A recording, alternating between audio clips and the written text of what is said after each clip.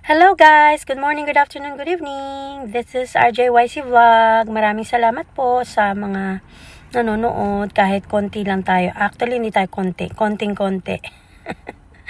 So, sa lahat po ng ating mga new subscribers, thank you so much. So, ito, meron lang akong mabilisang sasabihin.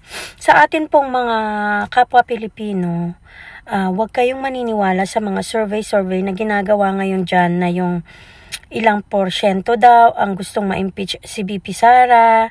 Tapos, pag tinignan mo yung post nung balita, I think that's GMA, makikita mo yung mga reaction ng mga followers o yung mga nakakapanood sa balita nila is tumatawa, you know. So, makikita natin dyan kung ano ang nagagawa ng salapi sa tao. At alam naman natin na itong mga mainstream media, wala na tayong aasahan dyan. Kasi like, they just follow their bosses na nagpapasahod sa kanila. So, ito pa, ang isang survey daw na sino daw ang sang-ayon doon sa pagpapatuloy ng EJK hearing ba yun or investigation para kay PRRD. Ang sabi, 61% daw. Pero, ang mga reaction naman, halos like ilang libo mahigit, 5,000 mahigit or more, ang tumatawa din. So, dyan pa lang makikita nyo na hindi makatotohanan yung mga survey na yan. At alam naman natin dati pa na ang mga surveys ay nababayaran. So, wag tayong magpapalinlang, maging matalino tayo sa ating mga pinapanood. And nakakalungkot lang kasi itong GMA is lumilevel up na rin sa ABS-CBN at sa mga iba pang mga mainstream media na hindi nagbabalita ng patas at hindi nagbabalita ng totoo. Yun ang masaklap. So, maging maingat tayo kasi ngayon dyan sa Pilipinas is ganyan na ang labanan. Anyways, nasa mukha ko yung araw kaya ganyang kaliwanag. Meron kaming araw ngayon pero it's so freaking cold right now. So yeah.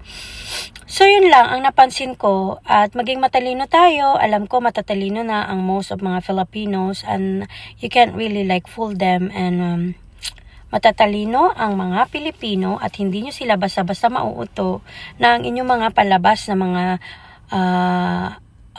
huwad at hindi katotohanang survey, hindi nyo sila malilinlang dyan. So, anyways, supportahan natin yung rally ng ating mga kapatid sa INC sa January 13. That's gonna be on Monday. Ilang araw na lang yan.